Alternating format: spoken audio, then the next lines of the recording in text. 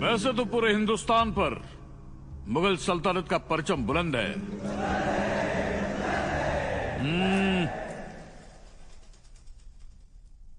सिवाय मराठों का मुट्ठी भर स्वराज्य छोड़कर। क्या है स्वराज्य?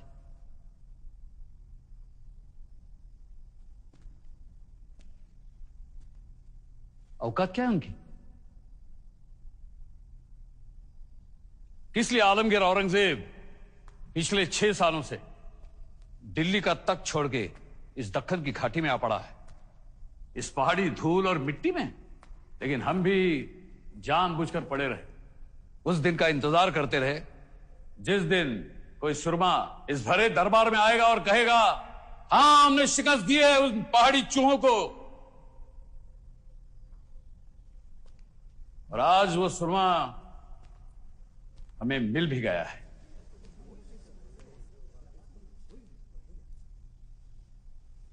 तुम बुज़दिलों को इतना खुश होने की कोई जरूरत नहीं है।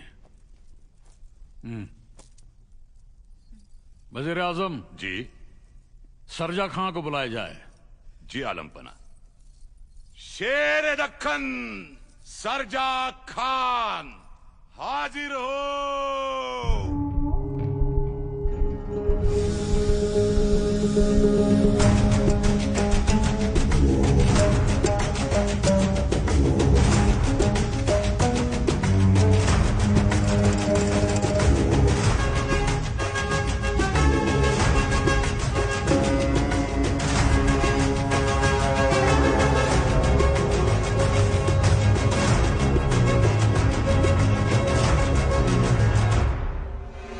सरजा खां, आज इस भरे दरबार में हम तुम्हें रुस्तुम खां इस खिताब से नवाजेंगे।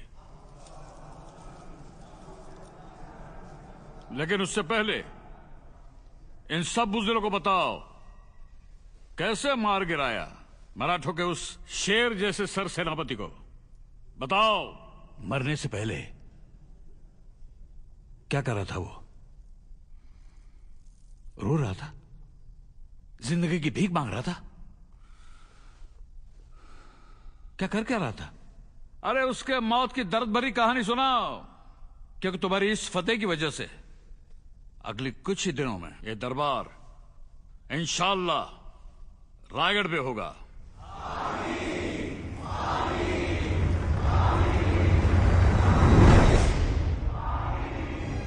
हर हर महादेव, जय भवानी, या अशा घोषणा सोडून हा कसला आवाज घुमतोय या सह्याद्रीच्या दऱ्याखोऱ्यांमधून?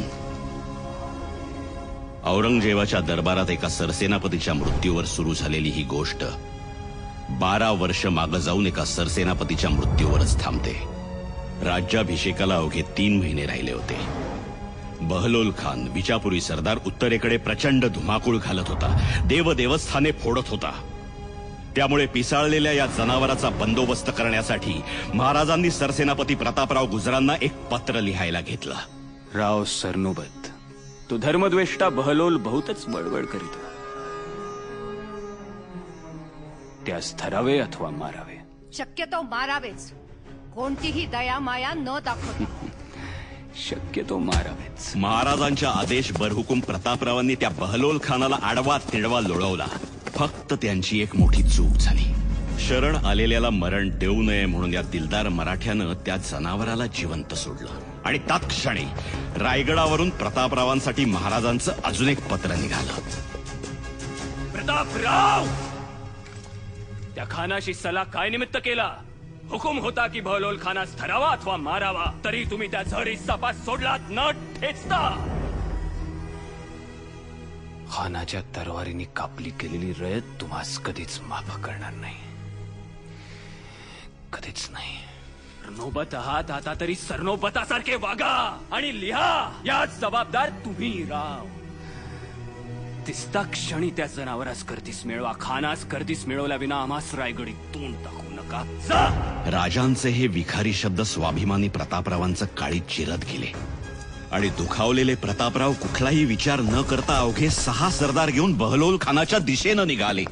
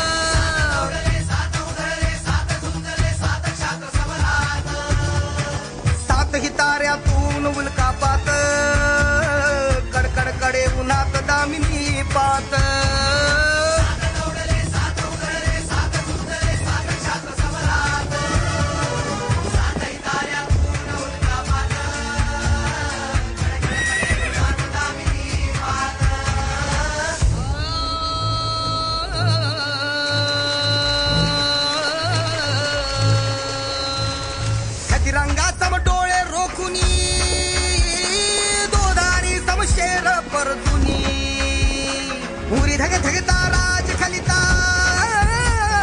त्या हातावर प्राण घेऊनी सैन्य समुद्रा प्याया है अगस्ती दौडले सात शब्द झेलण्या राजांचा शरसात निघाले बहलोलाची खोड मोडण्या राज्याभिषेकी विघ्न तोडण्या प्रताप जे कुडतोजी घुसले विसा पिळोजी विठ्ठल भिडले सिद्धी विठोजी ती बोलाडले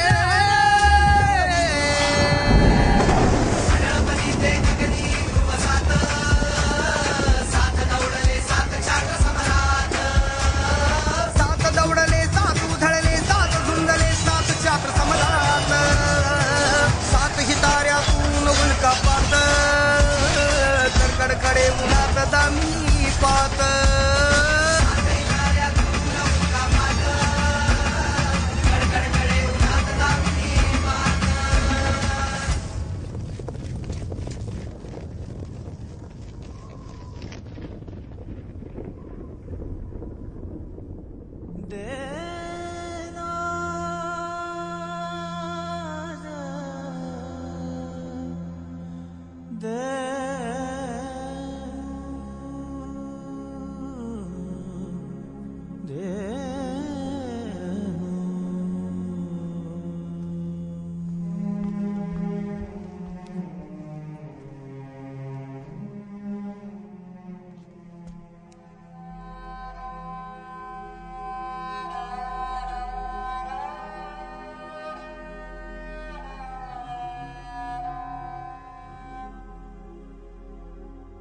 रावांचं असं जाणं म्हणजे स्वराज्याच्या भाळावरची अश्वत्थामी जखमच जणू.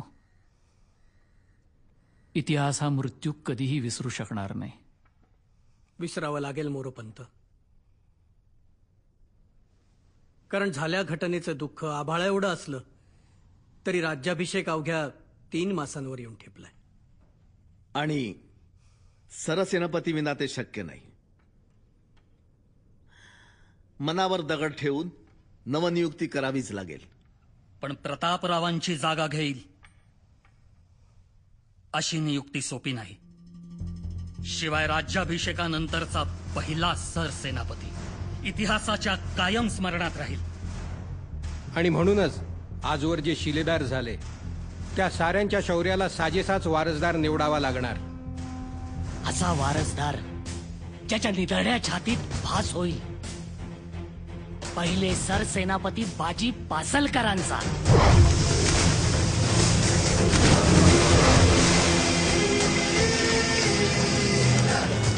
त्याच्या नजरेत कायम इमान असेल स्वराज्यनिष्ठ कान्होजी चेध्यांचं.